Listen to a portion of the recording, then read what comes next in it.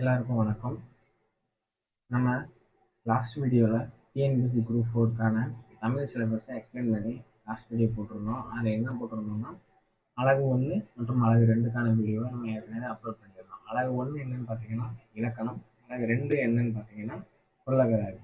So மொத்தம் 7 அழகு உண்டு. அதில் அழகு 2 ஏற்கனவே எக்ஸ்பிளைன் பண்ணிட்டோம். இப்போ 3வது அழகு அப்படின்னு சொல்கிறேன் என்னன்னு பார்த்துடலாம். ஓகேங்களா? 3வது என்னன்னா எழுதும் திறன். ஓகேங்களா? இதில் 15 வினாக்கள் கேட்காங்க அப்படின்னு சொல்லியிருக்காங்க டிஎன்பிஎஸ்சி தரப்புல இருந்து. ஸோ அந்த 15 வினாக்கள் எப்படி எந்த மாதிரி கேட்பாங்க அப்படின்னு நம்ம கொஞ்சம் கொஞ்சமாக பார்த்துடலாம். ஓகேங்களா? இப்போ ஃபர்ஸ்ட் என்ன கொடுத்துருக்காங்கன்னா சொற்களை ஒழுங்குபடுத்தி சொற்றொடர் ஆக்குதல் அப்படின்னு கொடுத்துருக்காங்க. இந்த சொற்களை ஒழுங்குபடுத்தி சொற்றொடர் ஆக்குதல் அப்படின்னு சொன்னா ஒன்றும் இல்லை, ஒரு சென்டென்ஸை கொடுத்து மாற்றி மாற்றி கொடுத்துருப்பாங்க. அது கரெக்டான வரிசையில் நம்ம எழுதி கொடுக்கணும். ஓகேங்களா? இப்போ கல்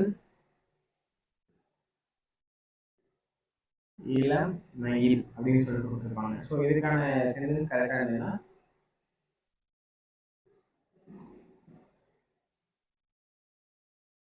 இளமை கல். ஸோ இதுதான் அதுக்கான கரெக்டான இதாக இருக்கும். ஸோ அந்த மாதிரி மாற்றி மாற்றி கொடுத்துருப்பாங்க. நம்ம அதை கரெக்டான இதை பார்த்து தேர்ந்தெடுத்து எழுதணும். ஸோ நெக்ஸ்ட் என்னன்னா தொடர் வகைகள். தொடர் வகைகள்னா என்னன்னா தன்வினை, பிறவினை, செய்வினை, செய்யப்பாட்டு வினை, உடன்பாட்டு தொடர், விளைவு தொடர், இந்த மாதிரி கேட்பாங்க ஒரு கொஸ்டினை கொடுத்து. ஓகேங்களா? ஒரு சென்டென்ஸ் கொடுத்து. ஸோ அது அப்படி என்ன வினை, இது என்ன சென்டென்ஸ் அப்படின்னு சொல்லிட்டு நம்ம கரெக்டாக பார்த்து எழுதணும். ஓகேங்களா? இப்போ பந்து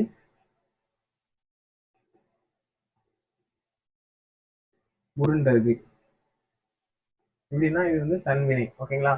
இது பந்து உருட்டி வைக்கப்பட்டது, பந்து உருட்ட வைத்தான் அப்படின்னு சொல்லிட்டு பார்த்தீங்கன்னா அது பிறவினை. ஓகேங்களா? அதே மாதிரி அப்பா சொன்னார். ஓகேங்களா? அதே மாதிரி அப்பா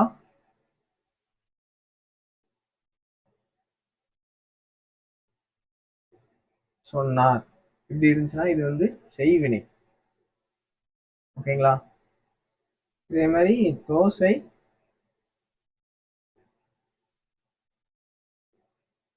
வைக்கப்பட்டது இப்படின்னு சொன்னா அது செய்யப்பாட்டு வினை.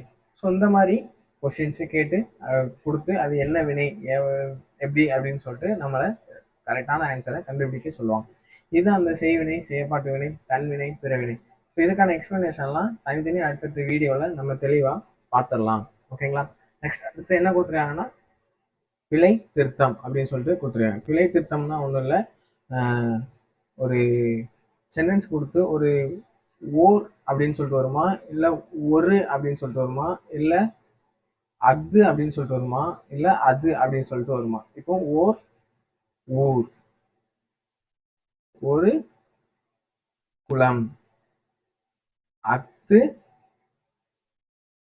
ஓர் அழகிய ஊர், அது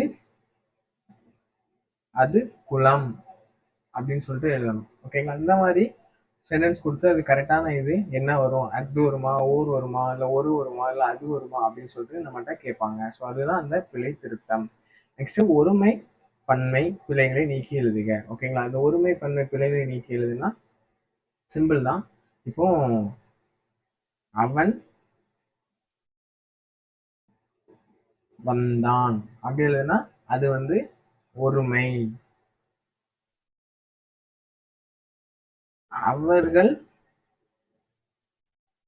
வந்தார்கள் அப்படின்னு சொன்னா இது பன்மை. ஸோ இந்த மாதிரி நம்ம ஒருமையா பன்மையா அப்படின்னு சொல்லிட்டு நம்ம பார்த்து கரெக்டான ஆன்சர் எழுதணும். அந்த சென்டென்ஸ் கொடுத்துருவாங்க, இல்லைன்னா பிழையற்ற தொடரை கண்டுபிடி அப்படின்னு சொல்லிட்டு கொடுத்து மாற்றி மாற்றி கொடுத்துருப்பாங்க. நம்ம கரெக்டான வாக்கியம் எதுவோ அதை பார்த்து சூஸ் பண்ணி கரெக்டான ஷேர் பண்ணணும். ஸோ இதுதான் அந்த ஒருமை பன்மைக்கான இதுக்கான இதை நம்ம அடுத்தடுத்த வீடியோவில் தெளிவாக பார்த்துடலாம். நெக்ஸ்ட் மரபு தமிழ் கொடுத்து மரபு தமிழ்ல திணை மரபு கொடுத்துருக்காங்க. இதுல உயர்திணை அக்ரிணை. ஸோ பார்த்தீங்கன்னா அம்மா வந்தாள், அம்மா வந்தாள் இது உயர்திணை. மாடுகள் மேய்ந்தன இது அக்ரிணை. இதை பாருங்க, மாடுகள் மேய்ந்தன இது பன்மை தொடர். அம்மா வந்தாள் இது ஒருமை தொடர். பன்மை எப்பவுமே கல் அப்படின்னு சொல்லிட்டு முடியும், இல்லைன்னா அந்த மாதிரி முடியறதுதான் பன்மை. நெக்ஸ்ட் பால் மரபுல ஆண் பால், பெண் பால், பலர்பால், ஒன்றன் பால், பலவின் பால், இந்த மாதிரி ஒரு சென்டென்ஸ் கொடுத்து இது என்ன பால் மரபு அப்படின்னு சொல்லிட்டு கேட்பாங்க. கரெக்டான இதை எழுத சொல்லுவாங்க. இப்போ என்னன்னா, ராமன்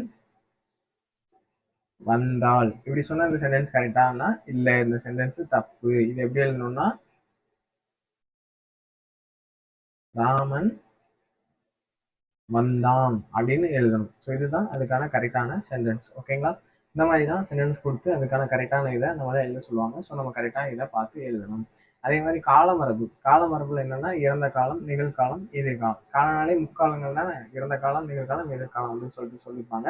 ஸோ இதெல்லாம் நம்ம ஒரு சென்டென்ஸ் கொடுத்து இது என்ன காலம் அப்படின்னு சொல்லிட்டு கேட்பாங்க.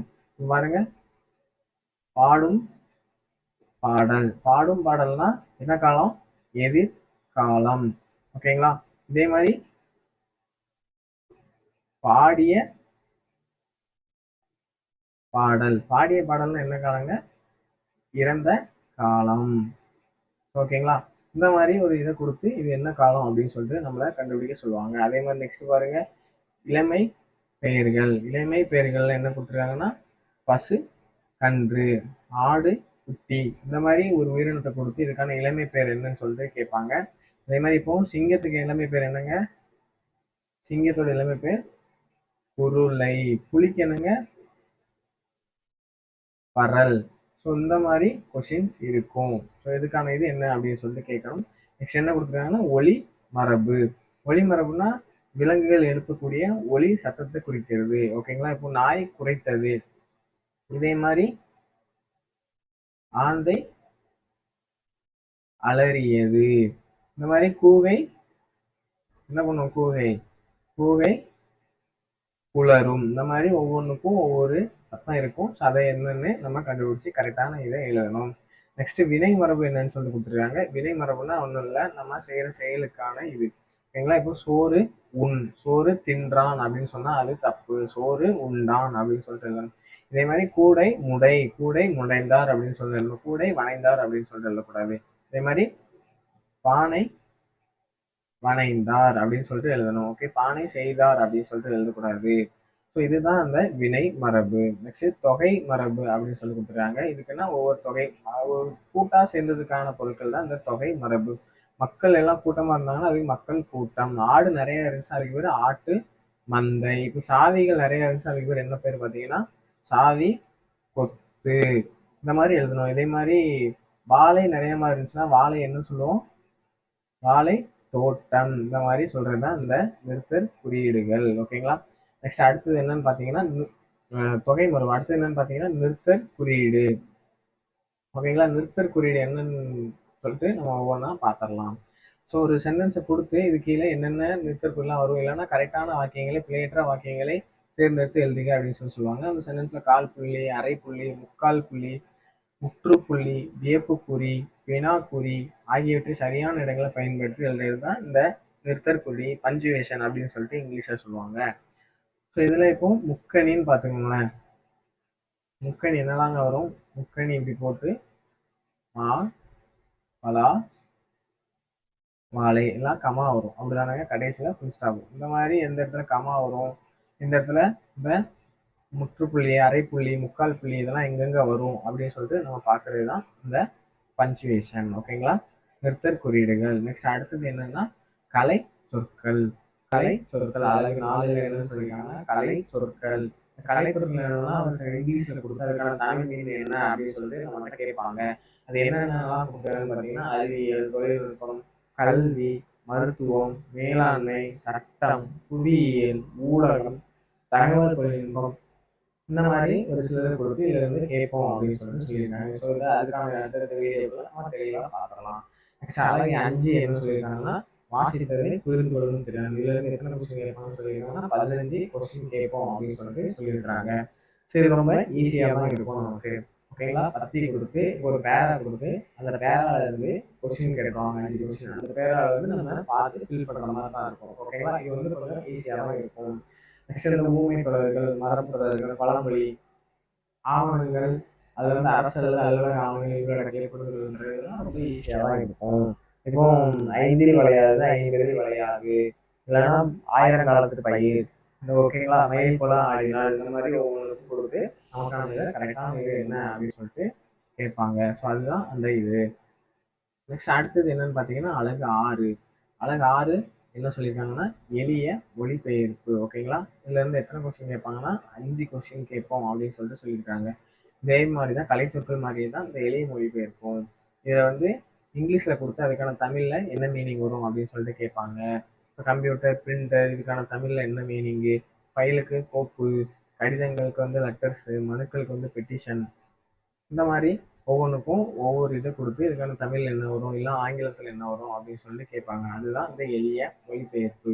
நெக்ஸ்ட் அடுத்தது 7வது இது என்னன்னு பார்த்தீங்கன்னா ரொம்ப ரொம்ப முக்கியமான இதுங்க. இதுல வந்து இலக்கியம், தமிழ் அறிஞர்கள், தமிழ் தொண்டும் அப்படின்னு சொல்லிட்டு இதுல இருந்து எத்தனை கொஸ்டின் கேட்போம்னு சொல்லியிருக்காங்கன்னா 15 கொஸ்டின் கேட்போம் அப்படின்னு சொல்லிட்டு சொல்லியிருக்கிறாங்க. ஃபர்ஸ்ட் இதுல என்ன சொல்லியிருக்காங்கன்னா திருக்குறள். திருக்குறள்ல வந்து ஒரு 20 அதிகாரத்தை கொடுத்து இந்த 20 அதிகாரத்துல இருந்து நாங்கள் கொஸ்டின் கேட்போம் அப்படின்னு சொல்லிட்டு சொல்லியிருக்கிறாங்க. ஸோ அந்த 20 அதிகாரத்துலேருந்து 200 குறளையும் நம்ம நல்லா படித்து வச்சுக்கணும். அப்போ தான் அதுலேருந்து கேட்குற கொஷினுக்கு நம்ம கரெக்டாக ஆன்சர் பண்ண முடியும்.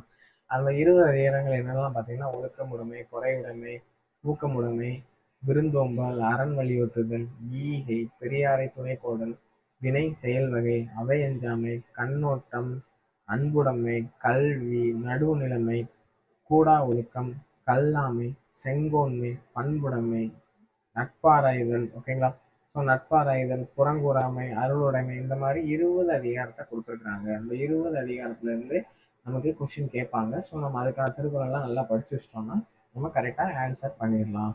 நெக்ஸ்ட் அறநூல்கள் பற்றி சொல்லியிருக்காங்க. இந்த அறநூல்கள் என்னன்னா ஃபர்ஸ்ட் 11 மேல் கணக்கு, 11 கீழ் கணக்கு, அதே மாதிரி ஐஞ்சிறுகாப்பியம், ஐம்பெருங்காப்பியம், இந்த மாதிரி நூல்களில் கொடுத்து இதுல இருந்து கொஸ்டின்ஸ் கேட்பாங்க. ஸோ அதெல்லாம் நம்ம சிலபஸ்ல ஒரு சில தான் கொடுத்துருக்காங்க. ஸோ இது மட்டும் படிச்சா போதுமான்னு பார்த்தா இல்லை, நம்ம புக்கில் இருக்கிற எல்லா இதையும் கொஞ்சம் ஓரளவுக்கு நல்லா படிச்சு வச்சுக்கணும். அதில் இப்போ சிலபஸ் இதில் என்னெல்லாம் கொடுத்துருக்கான்னு பார்த்தீங்கன்னா நாலடியார், நான்மணிக்கடிகை, பழமொழி 400, முதுமொழி காஞ்சி, திரிகடுகம், இன்னா 40, சிறுபஞ்சமூலம், ஏலாதி, ஔவையார் பாடல்கள் அப்படின்னு சொல்லிட்டு சொல்லியிருக்காங்க. இப்போ நாலடியார் ஆசிரியர் யாருன்னு பார்த்தீங்கன்னா சமண முனிவர். நான்மணிக்கடிகளோட ஆசிரியர் யாருன்னு பார்த்தீங்கன்னா விளம்பி நாங்கனார். பழமொழிக்கு 3 வரை அறையினார். முதுமொழி காஞ்சி கூடலூர் கிழார். திரிகடுகம் நல்லாதனார். இன்னா 40க்கு ஆசிரியர் யாருன்னு கேட்டீங்கன்னா கபிலர். சிறுபஞ்சமூலத்தோட ஆசிரியர் யாருன்னு பார்த்தீங்கன்னா காரியாசன். ஏழாவதுடைய ஆசிரியர் யாருன்னு பார்த்தீங்கன்னா கனிமேதாவியார். ஔவையார் பாடல்னா ஔவையார். ஸோ இந்த மாதிரி கொஸ்டின்ஸ் இருக்கு. ஸோ அதில் வந்து நல்லா படிச்சு வச்சுக்கணும். அப்போதான் கேட்குற கொஸ்டினுக்கு நம்ம நல்லா பண்ண முடியும். ஓகேங்களா, நெக்ஸ்ட் தமிழ் மொழி அறிஞர்கள். ஓகேங்களா, தமிழின் தொன்மை, திராவிட மொழியியல், இதெல்லாம் ஸ்கூல் புக்லேயே தமிழ் புக்கில் நல்லா கொடுத்துருக்காங்க. அதே கொஞ்சம் எலாபரேட்டாக நம்ம பார்த்து வச்சுக்கிட்டோம்னா நம்ம கொஞ்சம் நல்லா இருக்கும். அப்போ U. Ve. Sa., தேப்போ Meenakshi Sundaranar, C Ilakkuvanar, Pavanar, Devaneya Pavanar, பாவல் Perunchithiranar, GU. Pope, Veeramamuni, இவங்கெல்லாம் தமிழுக்கு ரொம்ப ரொம்ப முக்கியமான பங்காற்றியாக இருப்பாங்க. ஸோ அவங்கள பற்றி நம்ம நல்லா தெரிஞ்சு வச்சுக்கணும். ஓகேங்களா, ஸோ ஸ்கூல் புக்லேயே இவங்களுக்கான டேட்டா வந்து இருக்கும். நம்ம அதை படிச்சுக்கிட்டாலே கொஞ்சம் போதுமானது. அது போக எக்ஸ்ட்ராவும் கொஞ்சம் நம்ம படித்து வச்சுக்கணும். நெக்ஸ்ட் அடுத்து என்ன சொல்லியிருக்காங்கன்னா தமிழ் சான்றோர்கள். தமிழ் சான்றோர்களில் கொஞ்சம் கம்மியாக தான் கொடுத்துருக்காங்க. இது பத்துமான்னு கேட்டால் இல்லை, நம்ம கொஞ்சம் நிறையவே படித்து வச்சுக்கணும். இதில் என்னெல்லாம் கொடுத்துருக்காங்கன்னா யாரெல்லாம் பற்றி சொல்லியிருக்காங்கன்னா பாரதிதாசன், கண்ணதாசன், தாராபாரதி, பட்டுக்கோட்டையார், முடியரசன், நாமக்கல் கவிஞர், வேலு நாச்சியார், காயிதே மில்லத், இவங்களை பற்றி கொஞ்சம் சொல்லியிருக்கிறாங்க. இது போக நம்ம கொஞ்சம் எக்ஸ்ட்ராவே தெரிஞ்சு வச்சுக்கணும் ஸ்கூல் புக்கில் உள்ள தமிழ் சான்றோர்களை பற்றி. அப்போ தான் நம்ம அவங்க கேட்குற கொஸ்டின்ஸ்க்கு எல்லாமே நம்ம ஆன்சர் பண்ண முடியும். இதுக்கப்புறம் நம்ம வரப்போகிற அப்கமிங் டேஸில் நம்ம கொஞ்சம் சிலபஸில் உள்ள டாபிக்ஸு, அது போக ப்ரீவியஸ் இயர் கொஸ்டின்ஸ், இது எல்லாமே எக்ஸ்பிளைன் பண்ணி ஒவ்வொன்றா பார்த்துடலாம். ஓகேங்களா, ஓகே, தேங்க்யூ.